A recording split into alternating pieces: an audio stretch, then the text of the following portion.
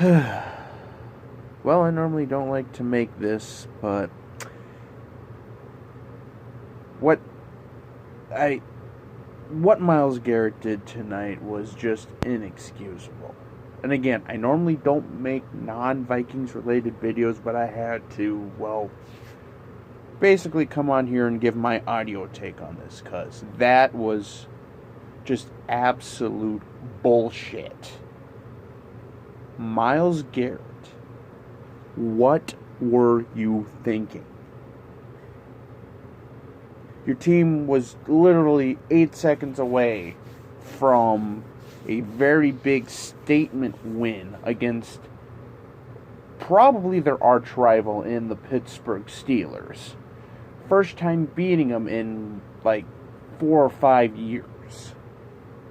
And you go out here and pull this bullshit. For those of you who don't know what happened, Myles Garrett sacked Mason Rudolph, or at the very least hit him, took him to the ground. And then they were kind of doing a little back and forth before Myles Garrett rips off Mason Rudolph's helmet and swings it at his head. By the way, Mason Rudolph has already had a concussion this year. Literally, Myles Garrett takes his helmet, throws it at his head.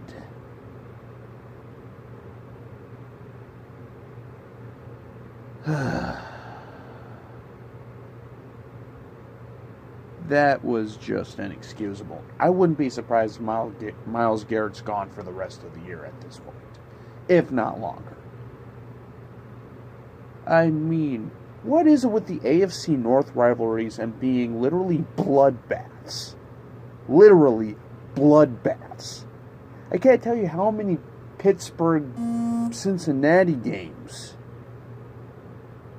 had very similar things to this. Well, remember a couple of years ago, Ryan Shazier? Yeah.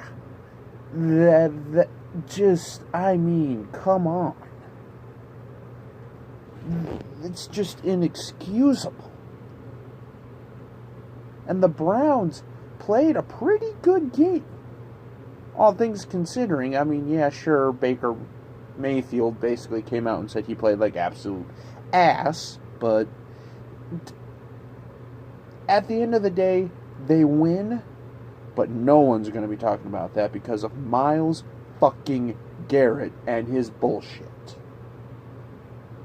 Now you just better hope that Myles Garrett is still playing football next year, because that could be one of those plays where he could be kicked out, honestly. Yeah, just, I mean, you don't do that. You just flat out don't do that. So yeah, before I ramble on too much longer, again, just inexcusable. Just inexcusable. And let's put it this way, if any one of the Vikings were to do that, oh, I want his ass cut immediately. There's no room for that. There's no room for intentionally trying to... He could have killed him.